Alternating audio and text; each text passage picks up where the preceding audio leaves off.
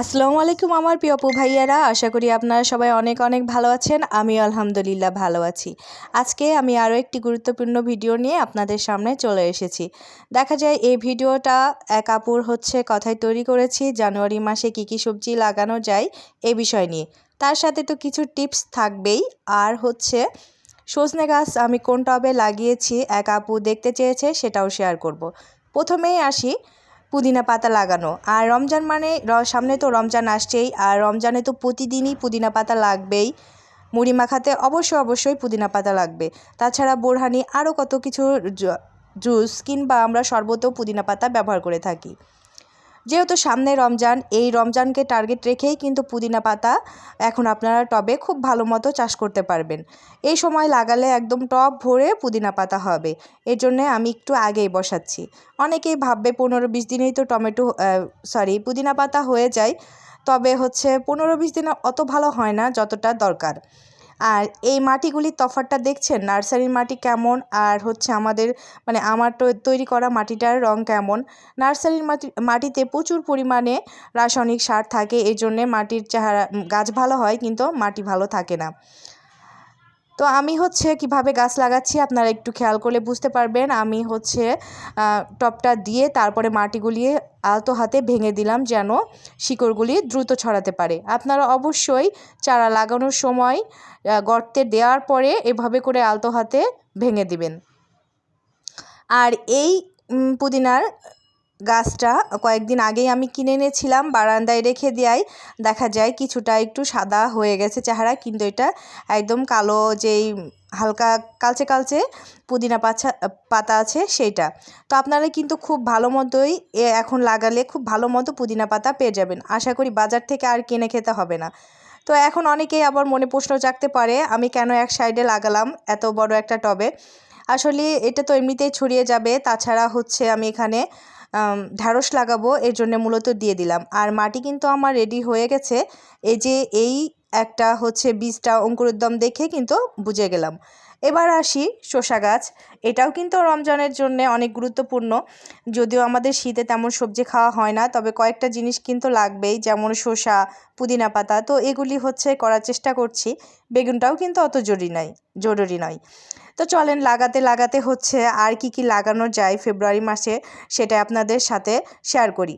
আমরা কিন্তু লাউ এখন 12 মাসই চাষ করে থাকি। আপনারা যে কোনো সময় 12 মাসই জাতের লাউ চাষ করতে পারবেন। তাছাড়া শসাটাও মোটামুটি হয়ে থাকে, 12 মাসই করা যায়। তো আপনারা এখন যদি লাগান তাহলে কিন্তু রমজানে, বিশেষ করে রমজানে খুব ভালো রমজানে ফল পাবেন। আর এখন ঢ্যাঁড়স, তারপরে যে কোনো শাকই লাগানো যায়, ঢ্যাঁড়সও লাগানো যায়, মিষ্টি কুমড়া। এখন আমি ছিম লাগাতে বলবো না, কারণ ছিম এখন যদি লাগান, অনেকেই 12 মাসই ছিম চাষ করছে।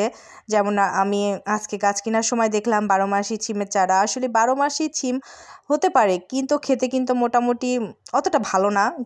তো সেক্ষেত্রে ছিমের বিকল্প হিসাবে কিন্তু আমরা বরবটিটা লাগাতে পারি। বরবটিটা কিন্তু খেতে বেশ ভালোই লাগে।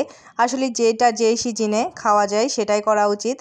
আর এখানে কিন্তু বেশ ছায়া, যেহেতু আমি শসা গাছ লাগালাম, আর শসা গাছে কিন্তু ছায়া পছন্দ করে না, ভেজা মাটি পছন্দ করে না, পানি দেওয়ার বিষয়টাও একটু খেয়াল রাখতে হয়। তবে যারা এ পর্যন্ত দেখেছেন পানি কিভাবে আমি দেই সেটাও কিন্তু দেখে নিন। যদি পুরো ভিডিওটা দেখেন তাহলে আশা করি কোন গাছে কিভাবে পানি দিতে হবে এটা বুঝে যাবেন। তো আমি ছায়া যেন না হয় এই জন্য কিছু কিছু লতা প্লাস পাতা ছিঁড়ে দেব। আরও আসি, আপনারা কিন্তু এখন ডাঁটাও করতে পারেন। এই সময় কিন্তু ডাঁটা অনেক ভালো হয়। আর একটা সবজি করলা, যেটা অবহেলায় হয়ে যায়, সেটা কিন্তু আপনারা এখন করতে পারেন। শীতের দিকে অনেকটা করলাও তো ভালো হয় না, তবে এই সময় যদি করলার বীজ কিংবা গাছ লাগানো যায় তাহলে কিন্তু ভালো করলা ধরে। আর আরেকটা আপনাদের সাথে আর গুরুত্বপূর্ণ বিষয় শেয়ার করি। যেহেতু এখন শীতকাল, ঠান্ডা আছে, সেক্ষেত্রে বীজ থেকে চারা উঠতে অনেক সমস্যা হয়, কিংবা গাছ নষ্ট হয়ে যায়, চারা ওঠে না, অনেক সমস্যা হয়। সেক্ষেত্রে আপনারা চেষ্টা করবেন কেনা যে চারাগুলি আছে সেগুলি লাগাতে। আর তাছাড়া আবহাওয়া দেখে আপনারা যখন রোদ থাকবে, আবহাওয়া ভালো থাকবে, তখন একটু লাগানোর চেষ্টা করবেন, যেন কুয়াশা কিংবা অন্ধকার না থাকে। এরকম অবস্থা থাকলে কিন্তু বীজ জার্মিনেশন হতে অনেক সমস্যা হয়, কখনো হয়ই না। তো এই অবস্থা। আরও কিছু আপনারা সবজি করতে পারেন, সেটা হলো মিষ্টি কুমড়া, লাউ, তা চিচিঙ্গা, আবার এটাকে কহিও বলে, এগুলিও কিন্তু আপনারা করতে পারেন। ঝিঙে, ধুন্দুল, বরবটি, ঢ্যাঁড়স, এগুলি কিন্তু দেখা যায় যে খুব ভালো হয়, যেহেতু এগুলি গরমের সবজি। তাছাড়া আরও গুরুত্বপূর্ণ আরও কয়েকটা সবজি আছে। মরিচ কিন্তু এখন দেখা যায় যে 12 মাসই চাষ করা যায়, তো আপনারা কিন্তু মরিচও করতে পারেন। মূলাটাও কিন্তু করা যায়। আমি কয়েকদিন আগেই মূলার বীজ ফেলেছি, যেগুলি চারা বের হয়েছে, ছোট ছোট চারা হয়েছে, মূলাটাও কিন্তু হবে। তবে আপনারা একটু খেয়াল রাখবেন এই সময় গাছের গোড়াতে যেন পানি না জমে থাকে, আবার অতিরিক্ত যেন শুকনাও না থাকে। তো এভাবে করে দেখা যায় যে 12 মাসই আমরা কিছু কিছু সবজি করতে পারি। আর এই ছোট্ট ছোট্ট গাছগুলিতে দেখেন মাশাআল্লাহ ফুলের কুলি চলে এসেছে। জানি না গাছটা কি হবে। তো এই যে আল্লাহর নাম নিয়ে কিন্তু লাগিয়ে দিলাম, দেখা যাক কি হয়। আর আমি তো ছাদে 12 মাসই করে থাকি। তো ঢ্যাঁড়সটা এবার নতুন করে অ্যাড করব, কখনো ঢ্যাঁড়স করিনি। আর সবাই দেখি 5 লিটার তেলের বোতলেই কিন্তু ঢ্যাঁড়স অনেক ভালো মানের করে থাকে। তো আমার কাছে 5 লিটার নেই, তবে যে গ্যালেন আছে সেগুলোতেই করব। আপনারা চাইলে কিন্তু ঢ্যাঁড়সটা করতে পারেন। আর এখন কিন্তু আগামভাবে আপনারা কলমি শাক লাগাতে পারেন। আর লাল শাক, পালং শাক এগুলাতে অলওয়েজই তো হতে থাকে। তো আমি আজকে কিছু পালং শাকেরও বীজ বপন করব।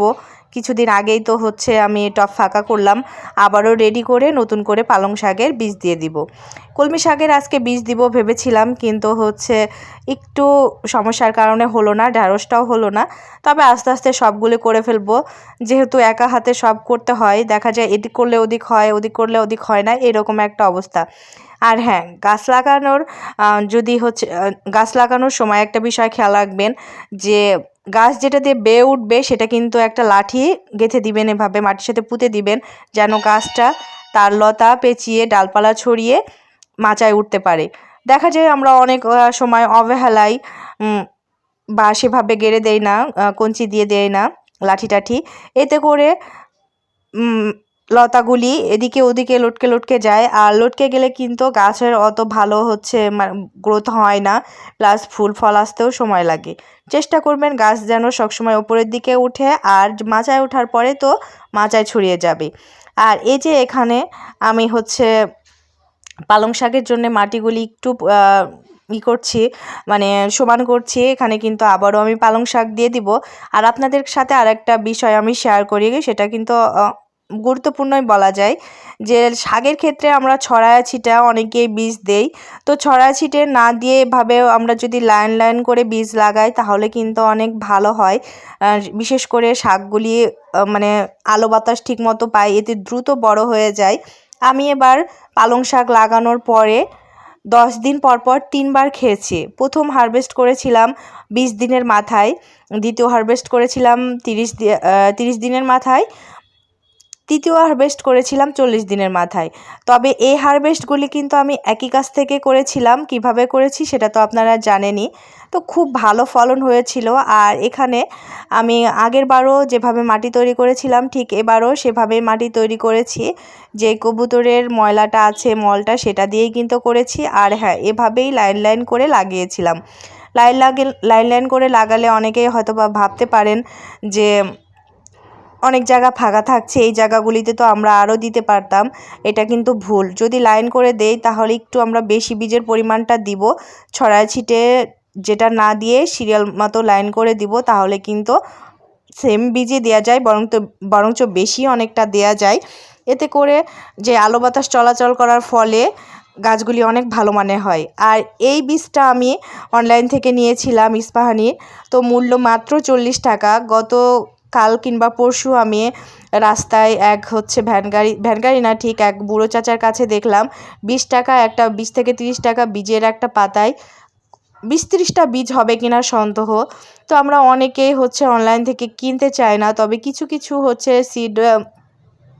সিডের পেজ আছে যারা বীজ বিক্রি করে, তারা কিন্তু খুব সাশ্রয়ী মূল্যেই দিয়ে থাকে। আমি বলবো বাইরে কেনার চেয়ে এসব ভালো কোম্পানির বীজগুলি কিন্তু কেনা ভালো। সেটা আপনি অনলাইনে কিনেন আর অফলাইনে, যে কোনো রাস্তায় সস্তায় যে বীজগুলি পাওয়া যায় সেগুলি না কিনে এসব কিনবেন। আর এই বীজের প্যাকেট থেকে যে আমি কতবার বীজ বপন করেছি কল্পনার বাইরে। আজকে বপন করার পরেও কিন্তু আরও কিছু থেকে যাবে। তাহলে বুঝেন একসাথে কতগুলো বীজ থাকে। আর যদি আমি রাস্তা থেকে কিনতাম তাহলে এখানে দেখা যায় 2-3টা প্যাকেট লাগতো। একবার চাচাকে জিজ্ঞাসা করেছিলাম কিছুদিন আগে, চাচা 30 টাকা প্যাকেটটা ছিল। হয়তোবা বলে কয়ে তার কাছ থেকে আমি 20 টাকা করে নিতাম, তাহলে 2-3টা প্যাকেট লাগলে দেখা যায় 50 থেকে 60 টাকা লাগতো। তো সেই তুলনায় আমি মনে করি অনলাইন চার্জ, যেটা ডেলিভারি চার্জ 60 টাকা দিয়ে কয়েক ধরনের বীজ নেওয়া কিন্তু অনেক ভালো। যেহেতু ভালো মানের বীজ আমরা যেখানে সেখানে পাই না, আমরা যারা ছোট ছোট বাগানি আছি তাদের কিন্তু বীজের জন্যে বীজ কেনাটা, গাছ কিনা একটা কষ্টসাধ্যই বলা যায়, যেখানে সেখানে পাওয়া যায় না। তবে অনলাইনে কিন্তু সবসময়ই পাওয়া যায়। আর ইদানিং আমাদের এলাকায় ভ্যান গাড়িতে করে চারা বিক্রি করছে, এজন্য কিন্তু একটু বেশিই সুবিধা হচ্ছে। আমি এখান থেকেই কিন্তু চারাটা কিনে নেই। আর এই যে দেখেন আমার মরিচ গাছটাতে নতুন করে পাতা ছাড়তে শুরু করেছে, প্লাস ফুল ও ফল ধরতে শুরু করেছে। খাবার যে গাছের জন্য কতটা গুরুত্বপূর্ণ না দেখলে বুঝতে পারবেন না। কিছুদিন আগেও গাছটা কিন্তু একদম জরার জন্য ছিল, খাবার দেওয়ার পরে মাশাআল্লাহ নতুন করে মরিচ ধরতে শুরু করেছে। আর খাবার দেওয়ার পরে মরিচের সাইজটাও কিন্তু লম্বাটে হয়ে গেছে।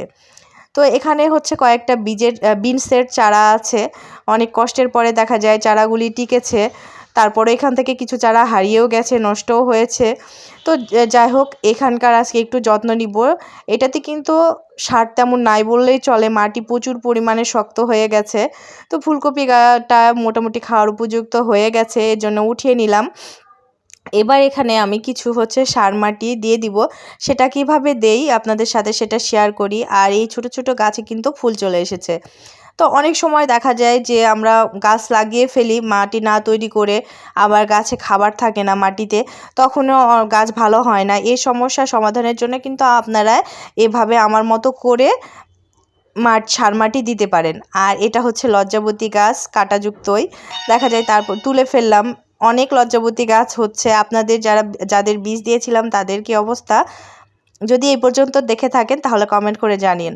তো মাটিগুলি আমি প্রথমে কিন্তু তুলে নিয়েছি, আর এত শক্ত উঠানোই যাচ্ছিল না, প্রচুর পরিমাণে শক্ত। অনেক দিন থেকে মাটিতে সার দিয়ে নাই, আর কালারটাও কেমন যেন ফ্যাসফ্যাসা হয়ে গেছে।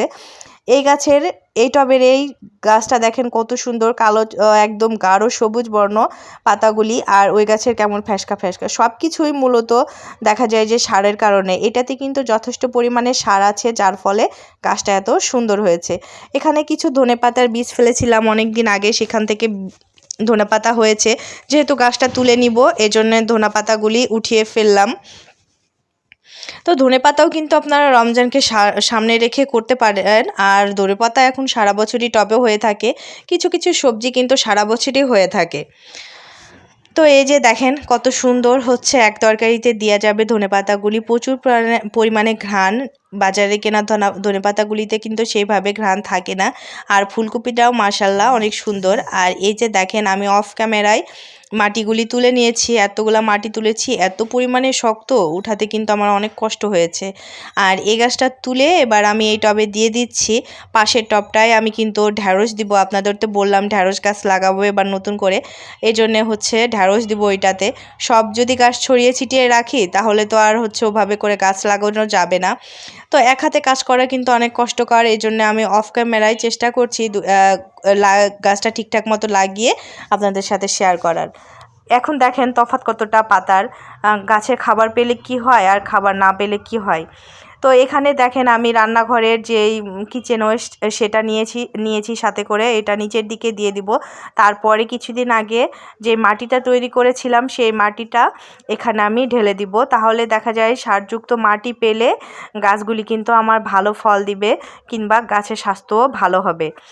তো আপনারা অনেকে হয়তোবা ভাবতে পারেন গাছের গোড়া থেকে এভাবে মাটিগুলি উঠিয়ে নিয়ে হয়তোবা গাছের কোনো ক্ষতি হবে। মোটেও না।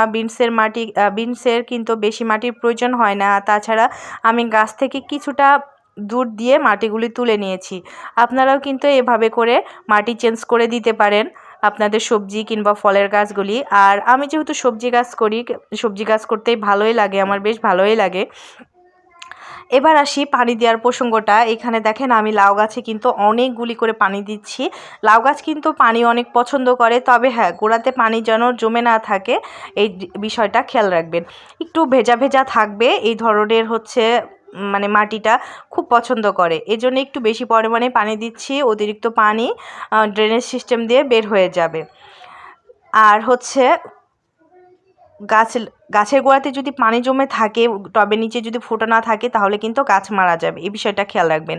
এবার আমি শসা গাছে পানি দিতে এসেছি, যদিও আমার শসা গাছে পানি দেওয়ার প্রয়োজন নেই, যেহেতু প্রথমবার মানে নতুন গাছ লাগাচ্ছি একটা থেকে আরেকটায়, এই জন্য অল্প একটু করে দিয়ে দিলাম।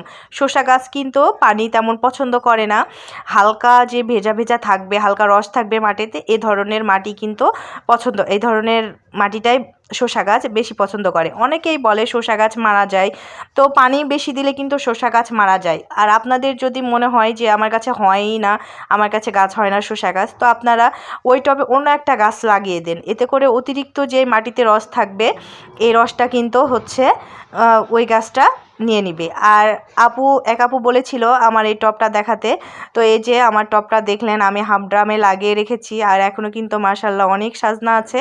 তা আপনিও কিন্তু চাইলে হাফ ড্রামে দিতে পারেন, কিংবা এর থেকে বড় টবেও দিতে পারেন। আসলে সজনে গাছ যেহেতু মাটির একটা বড় গুল্ম জাতীয় গাছ, সেক্ষেত্রে যত মাটি দিবেন তত কিন্তু ভালো ফলন পাবেন। এত মানে হাফ ড্রাম হিসাবে দেখা যায় ছাদে আমরা কমনই সবাই ব্যবহার করি।